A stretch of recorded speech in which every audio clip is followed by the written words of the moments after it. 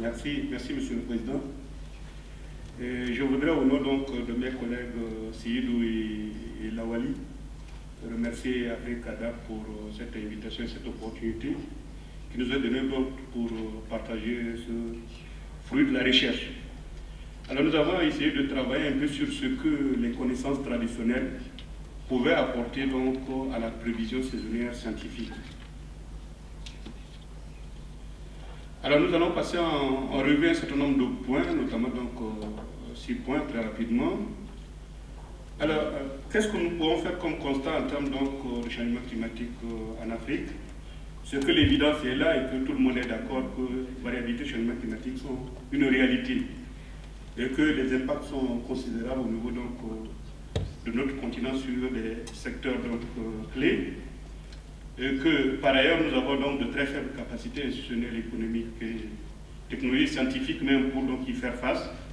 Et ceci nous soumet donc, nous met dans des conditions de vulnérabilité, j'allais dire extrême face donc aux événements climatiques assez donc élevés.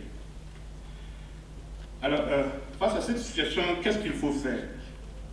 Alors de façon globale, il y a 3 façons d'agir. Il y a donc la science pour la production de la connaissance, c'est ce que nous faisons à travers donc, un certain nombre de projets et de recherches. Il y a l'atténuation qui nous permet donc de faire la réduction des émissions et c'est essentiellement basé sur donc, les technologies. Alors l'adaptation qui nous est donc proposée dans cette action et à notre portée, c'est vraiment un processus socio-économique donc basé sur des dynamiques sociales. Alors, par rapport à l'adaptation, nous constatons qu'il y a 2 formes d'adaptation qui se côtoient dans notre espace. La première forme, c'est les connaissances traditionnelles qui guident l'action des hommes depuis donc, des générations et qui les orientent dans les mécanismes donc, de prise de décision à l'échelle locale. Nous avons l'apport de la science, donc, par rapport donc, à un certain nombre donc, de propositions. Nous avons ici en Afrique de l'Ouest, ce que la science apporte en termes d'adaptation, c'est la prévision saisonnière scientifique. Nous appelons donc le pré-SAO. Et ça, c'est à une échelle beaucoup plus importante, donc sous-régionale et régionale. Alors, notre problématique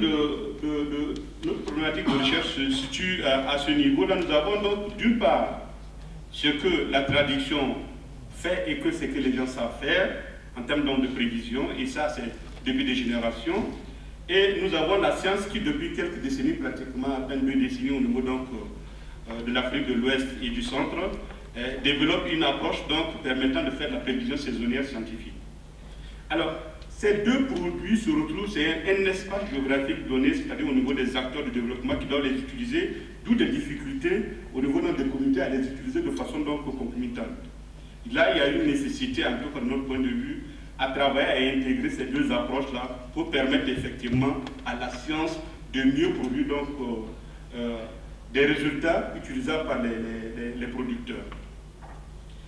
L'objectif de notre recherche, c'est d'essayer donc d'influencer un peu la production d'informations climatiques du pré-SAO par la prise en compte donc, des systèmes traditionnels de prévision saisonnière à la lumière donc, des paramètres climatiques considérés par les scientifiques. Et plus spécifiquement par rapport donc, à notre démarche, nous pensons qu'effectivement qu'il fallait donc collecter et mettre en place une base de données sur des indicateurs traditionnels, essayer de suivre ces indicateurs dans le temps pour permettre effectivement de s'assurer de leur évolution et procéder à leur analyse, en intégrant effectivement donc les approches donc les données climatiques qui sont donc des données d'observation. Alors nous avons travaillé dans une région qui s'appelle l'Iptako-Gourma, donc au Burkina, au Mali, au Niger, donc sur les 3 frontières, la région de l'Iptako-Gourma. Et l'approche méthodologique a consisté d'une part donc à collecter des informations à travers des enquêtes. Nous avons travaillé dans 19 villages donc, sous forme de focus groupes individuels et à concevoir un masque de saisie sous Access, à collecter, à saisir et à extraire des données de cette base de données-là et à procéder donc à l'analyse et à l'interprétation. Alors, au terme de ce travail, nous présentons ici donc la synthèse et l'interprétation de quelques résultats. Alors, nous avons pu faire une typologie d'indicateurs. Nous avons 4 types d'indicateurs que nous pouvons considérer au travers de notre travail. Il y a donc les indicateurs astro, les indicateurs liés donc à la végétation, les indicateurs donc animaux et autres indicateurs. Alors, si nous prenons le cas de premier indicateur, les indicateurs astro, il y a par exemple la grande ours qui est utilisée. Et là, par exemple, cette grande ours qui est appelée chariot par ailleurs, donne des indications sur le début de la saison ou la fin de la saison. En fonction de sa position géographique dans l'espace, les paysans, les acteurs peuvent dire effectivement le début de la saison va commencer ou la fin de la saison approche. Nous avons également d'autres indicateurs donc, sur les végétations, c'est les arbres et les arbustes et autres qui permettent aux paysans donc, de prédire effectivement donc, le début, la qualité de la saison et la fin de la saison. Alors ici par exemple nous avons quelques exemples. Quand vous prenez par exemple le baobab, le karité et puis le néré, ces indicateurs sont suivis par les paysans pratiquement sur 3-4 mois. Donc nous avons ici avril pratiquement jusqu'au mois de juin et qui donnent effectivement des informations sur le début de la saison ou le comportement de la saison en termes de bonne ou mauvaise pluviométrie. Ici vous avez donc un certain nombre d'arbres. Si vous prenez par exemple le baobab, vous prenez le féderbia, vous prenez autre acacia sylviana, sa floraison tout simplement indique effectivement que la saison va s'installer, donc on va assister au début systématique de la saison, à partir donc de la floraison. Le karité par exemple, à partir donc de l'abondance de la production donc, des fruits, donne des indications sur une biopluviométrie pendant la campagne agricole, et vous avez également d'autres indications qui donnent effectivement qui donnent des indications sur la fin de l'hivernage, notamment donc l'assèchement de certaines espèces végétales. Vous avez donc les indicateurs animaux, par exemple l'arrivée des cigognes dans la région, en fonction donc de leur arrivée au mois de mai ou juin, effectivement on s'attend à ce qu'il y ait effectivement donc, la saison démarre. Et effectivement, leur retour précoce également donc, donne un certain nombre d'indications sur donc, la fin de la saison. C'est également le cas des caraos qui sont suivis également donc, comme indicateurs. Je vais aller un peu plus rapidement pour aborder. Vous avez cet oiseau qui donne des informations très très utiles aux paysans, c'est l'englevant, qui est effectivement entre le mois de mai et juin, quand cet oiseau porte donc effectivement donc, une touffe sur sa queue, ben, les paysans savent qu'effectivement il faut commencer à travailler parce qu'effectivement la touffe indique effectivement que le paysan, que l'oiseau a pris ça d'abord pour aller au champ également. Donc ça, le début donc, de la saison.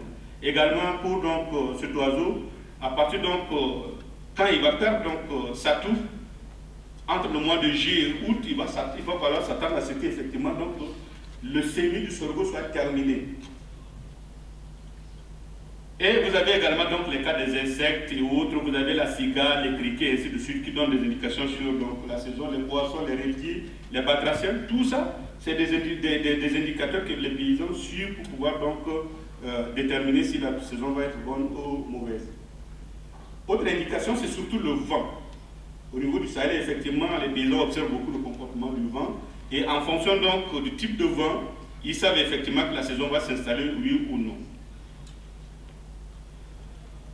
Alors, nous avons donc constitué une base de données, ce qui nous a permis effectivement de déterminer des critères donc, de pertinence de ces données-là, de ces indicateurs-là, pour pouvoir en faire donc une extraction. Nous avons donc déterminé un certain nombre de critères, notamment donc l'existence et l'utilisation dans plusieurs villages de l'indicateur, la nature de l'indicateur, la période de suivi, la faisabilité technique de suivi également pour les paysans et la faisabilité technique d'analyse.